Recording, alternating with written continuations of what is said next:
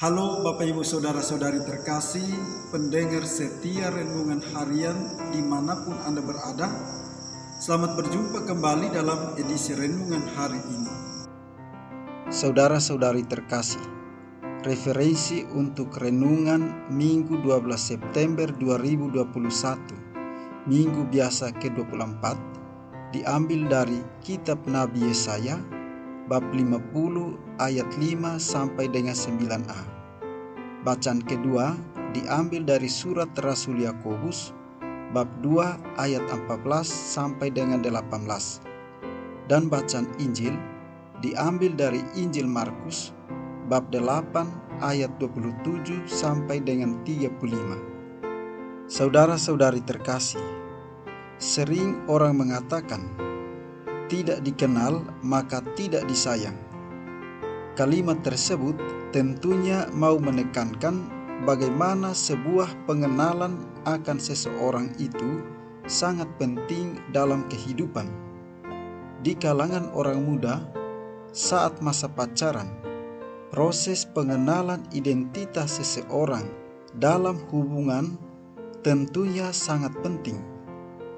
Dalam keluarga, anak-anak ingin mengenal orang tuanya. Begitu sebaliknya, orang tua ingin mengenal anak-anaknya. Dan setiap murid juga ingin mengenal siapa gurunya. Saudara-saudari terkasih, proses pengenalan seperti itu juga dapat kita temukan dalam kisah Injil hari ini. Dalam perjalanan bersama dengan para muridnya, Yesus mengajukan pertanyaan, "Siapakah aku ini?" Pertanyaan ini membuat para murid kaget. Tidak mungkin para murid tidak mengenal siapa itu Yesus. Akan tetapi, Yesus bermaksud agar para murid sendiri pun tidak mengenalnya secara dangkal. Yesus ingin dikenal oleh para murid secara mendalam dan secara pribadi. Pertanyaan Yesus ini membantu para murid untuk semakin mengenal pribadi Yesus sebagai guru yang selalu ada bersama-sama dengan mereka. Saudara-saudari terkasih, pertanyaan Yesus ini justru berguna bagi para murid untuk menguji sejauh mana dan sedalam mana mereka mengenal Yesus. Mendengar sabda Yesus membuat para murid mengenal apa yang diajarkan Yesus. Menyaksikan apa yang dibuat oleh Yesus membuat para murid mengenal perbuatan Yesus. Pertanyaan Yesus tentang siapakah dirinya menurut para murid dimaksudkan untuk mengajak mereka agar melihat seluruh pengenalan dan pengalaman mereka tentang pribadi Yesus. Yesus juga menanyakan pengenalan kita akan Dia. Yesus bertanya tentang siapakah dirinya, bukan untuk kepentingan dirinya, tetapi untuk kepentingan kita dalam menelusuri dan melihat pengalaman hidup beriman kita sebagai murid Yesus. Saudara-saudari terkasih, jawaban Petrus tentang siapa itu Yesus bukan hanya mewakili para murid saat itu, tetapi juga mewakili kita pengikutnya saat ini. Terkadang kita masih punya konsep dan pemahaman yang keliru tentang pribadi Yesus. Dan melalui jawaban Petrus itu, Yesus hendak meluruskan cara pemahaman kita serta motivasi kita dalam mengikuti Yesus.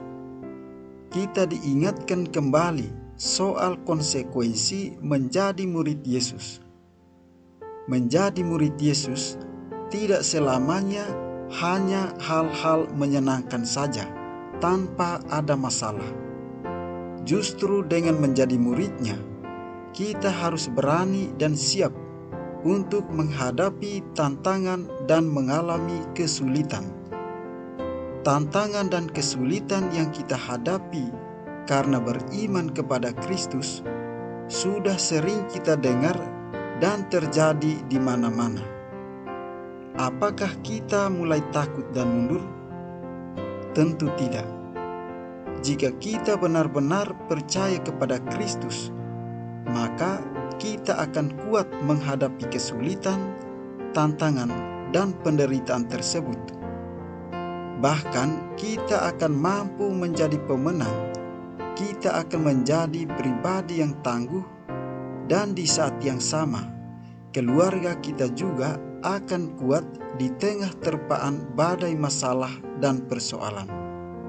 Saudara-saudari terkasih, tantangan Rasul Yakobus atas ketidakselarasan antara iman dan perbuatan merupakan tantangan yang diarahkan kepada setiap orang beriman.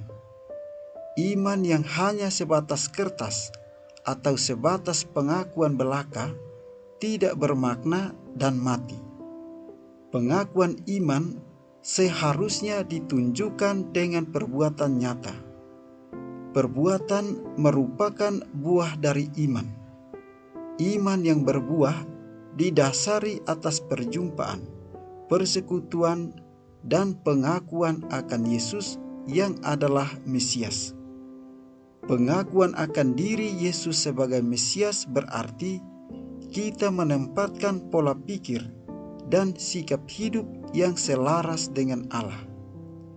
Dunia di mana kita berpijak menjadi ladang bagi warta iman dan perwujudannya dalam sikap dan perbuatan bagi sesama dan alam sekitar.